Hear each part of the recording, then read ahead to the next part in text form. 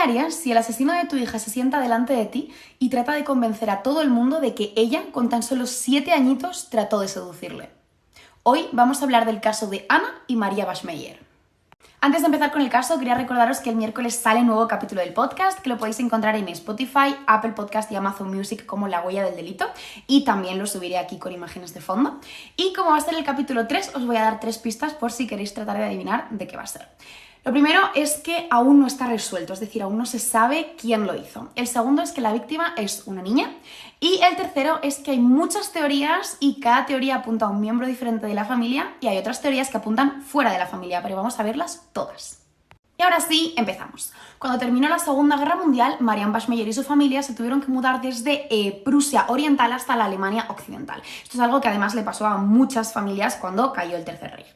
El padre de Marian Bashmeyer formaba parte del partido nazi. En concreto, formaba parte de las Waffen-SS, que pues es una rama militarizada de las SS, que eran responsables activamente de muchos crímenes de guerra y muchos crímenes contra la humanidad.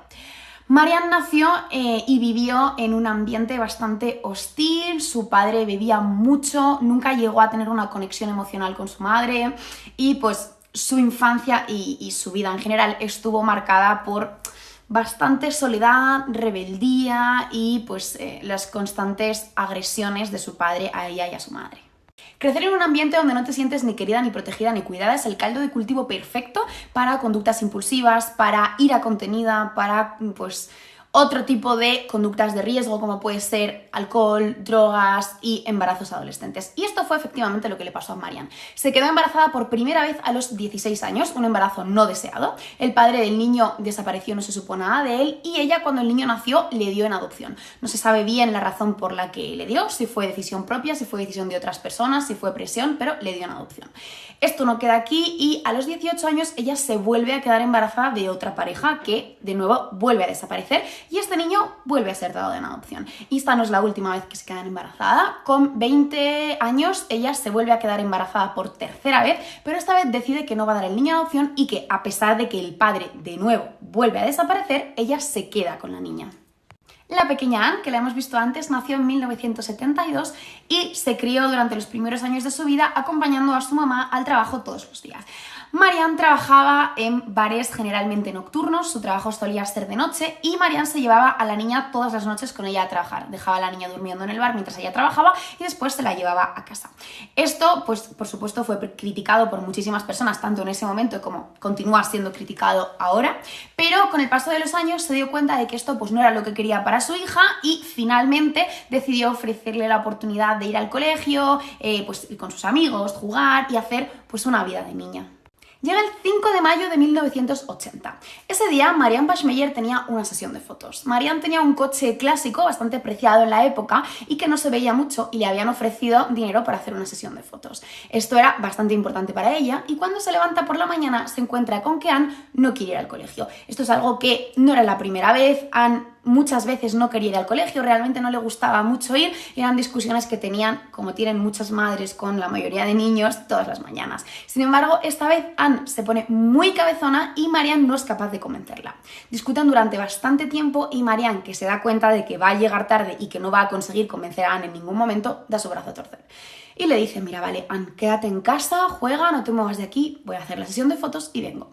Realmente Anne se quedaba sola en casa muchas veces, esto es algo que a Marian no le preocupaba porque lo hacía habitualmente, pero sin embargo, será el último momento que vea con vida a su hija.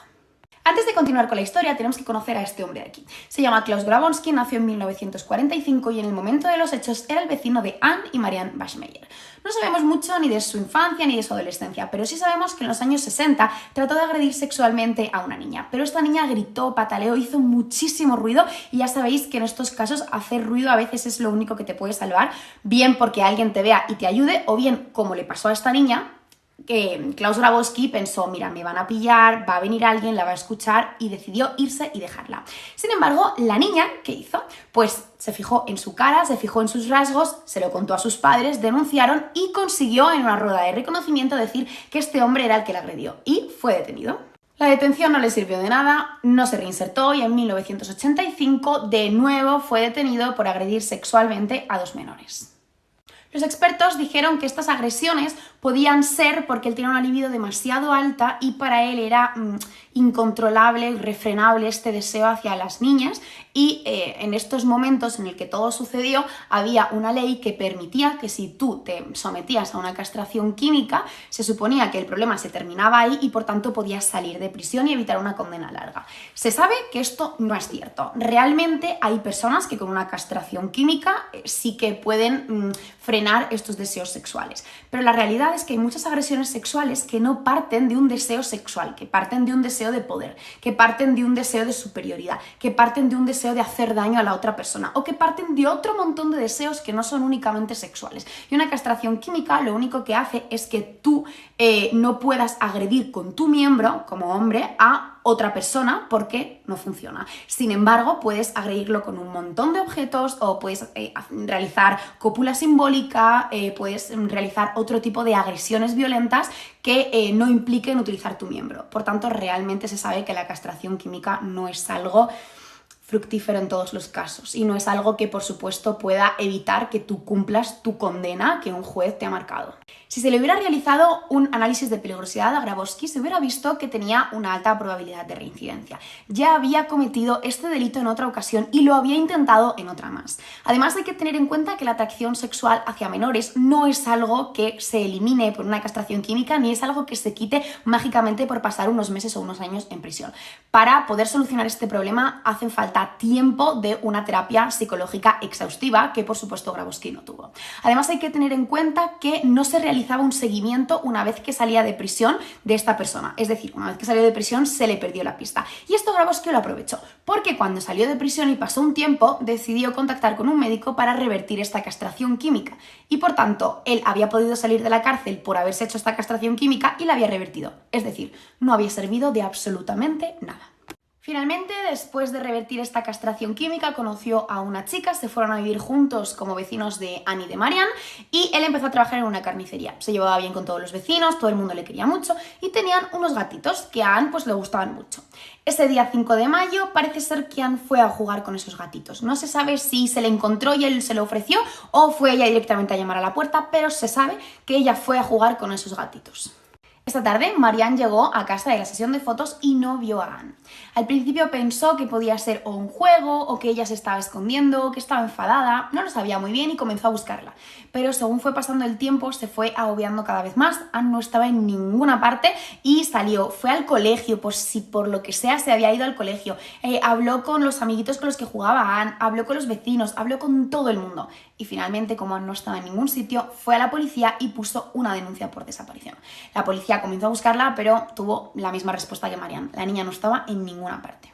Sin embargo, esta madrugada aparece en comisaría una chica. Dice que ella sabe dónde está Anne, que su novio la había matado y había escondido el cuerpo. Esta chica es la novia de Klaus. Parece ser que ese día Klaus y la niña se vieron y Klaus aprovechó la familiaridad que tenía la niña con él para hacerle entrar en la casa supuestamente para jugar con esos gatos. Una vez que ella entró en la casa, él la encerró y la agredió sexualmente. Después de esto, parece ser, por lo que cuenta él en su testimonio, que Anne le dijo que iba a decírselo todo a su madre, que él iba a ir a la cárcel, que ella se lo iba a contar todo, que no se iba a callar, y esto a Klaus le dio mucho miedo. Recordemos que le habían pillado en 2 ocasiones y en las 2 ocasiones había sido por dejar viva a la víctima. Es decir, un error que no quería volver a cometer. Cogió unas medias que pertenecían a su novia y estranguló a la niña con estas medias. Después metió a la niña en una caja, la llevó a un canal y la enterró allí. Pero parece ser que sintió ciertos remordimientos, se sentía mal y cuando volvió a casa le contó a su novia todo lo que había sucedido. Después de esto, pues estuvieron discutiendo. Lógicamente, que venga tu pareja a casa y te cuente que acaba de agredir sexualmente a una niña y matarla, tiene que ser algo aterrador. Pero claro, si es una persona que es capaz de matar a una niña, probablemente también sea capaz de matarte a ti. Por tanto, esa chica estaba aterrada. Finalmente, él se fue a un bar después de la discusión para beber, emborracharse y olvidarse de la discusión que había tenido con su novia, y ahí fue cuando su novia aprovechó a salir corriendo, ir a comisaría y contarle todo a la policía. La novia de Klaus indica la zona en la que él le había dicho que la niña estaba enterrada y efectivamente la policía consigue encontrarla. Este crimen consterna a toda la gente que les conocía y a toda la gente que vivía allí y realmente a toda la gente que lo escuchamos. No solo por la brutalidad del propio crimen, sino porque nadie sabía del pasado de Klaus. Y aquí hay una cadena de fallos sistémicos, un agresor reincidente, con acceso a libertad por un proceso reversible, con acceso a revertir este proceso, sin un seguimiento de esta persona, sin notificación a su entorno. Esta persona campaba a sus anchas y, por supuesto, sin haber cumplido con su condena. El juicio comenzó el 4 de marzo de 1981. Este juicio fue completamente revictimizante para Marianne, y es que tuvo que sentarse a escuchar una estrategia de defensa que siguen muchos agresores sexuales, que es culpar a la víctima. Klaus explicó que la niña de 7 años ese día llamó a su puerta, entró en su casa y trató de seducirle sexualmente. Que después de esto ella le amenazó con contárselo todo a su madre y por los antecedentes que él tenía tuvo miedo de que la creyeran y le arrestaran. Y se dejó llevar por el impulso de este miedo y finalmente la mató. Marianne tuvo que escuchar cómo este hombre decía que había matado a su hija porque ella, con 7 años, le sedució. Marianne sufrió mucho a lo largo de este juicio y eso es algo que la gente que trabajaba en el juzgado lo vio. Una madre que tenía que escuchar un día tras otro cómo decían que la culpa de que su hija muriera había sido de la niña. Y al final pues dejaron de registrarla y hacer estos procedimientos que se hacen a la entrada del juicio porque pues era una madre que estaba constantemente llorando, pasándolo mal y querían hacérselo lo más liviano posible. Finalmente llegó el 6 de marzo de 1981 y no registrarla les pasó factura. Marianne ese día fue con una gabardina muy larga, pasó el control de seguridad tranquilamente y en medio de la audiencia se levantó, sacó una pistola, disparó 7 veces a Klaus y le dijo: «Cerdo, mataste a mi hija. Me hubiera gustado dispararte de frente, pero lo he hecho por la espalda. Espero que estés muerto». Este evento se convirtió en uno de los actos de tomarse la justicia por su mano más impactantes y más famosos de Alemania, incluso se podría decir que del mundo. Su juicio empezó en 1983. La defensa dijo que no era un acto premeditado, aunque el hecho de llevar un arma al tribunal en el que se está juzgando al asesino de tu hija es bastante premeditado, pero bueno, fue acusada de homicidio involuntario y tenencia de armas ilícitas y finalmente el tribunal que la juzgó decidió que su estado emocional alterado y la situación traumática en la que se encontraba era un atenuante y fue condenada a 6 años, de los que cumplió 3 y tuvo que pagar una multa que consiguió vendiendo los derechos de su historia. Tras salir en libertad, conoció a un maestro, se fue a vivir con él a Ghana, después se fueron juntos a Sicilia y allí ella estuvo trabajando, ayudando a pacientes que se encontraban en un proceso de eutanasia. Después de todo eso tuvo un cáncer de páncreas y en 1996, a los 45 años, falleció y fue enterrada junto a su hija Anne. Este caso nos lleva a muchas preguntas, nos lleva a ver una cadena de fallos sistémicos de 2 asesinatos que se han podido evitar. ¿Qué hubiera pasado si esta mujer hubiera tenido una educación emocional diferente, si no hubiera tenido un padre alcohólico, si hubiera tenido una vida más sencilla? ¿Qué hubiera pasado si Klaus pues hubiera sido tratado psicológicamente desde el primer momento? ¿Qué hubiera pasado si hubiera cumplido todas las condenas que le tocaban en lugar de librarse por procesos reversibles? ¿Qué hubiera sucedido si el sistema judicial hubiera sido otro desde el principio? ¿O qué hubiera sucedido si a ella le hubieran hecho ese chequeo de seguridad? Cuando veo estos casos solo puedo pensar que dejamos nuestra seguridad, nuestra vida y la justicia en manos del sistema, y así debe ser. Pero ¿qué pasa cuando el sistema nos falla una y otra vez?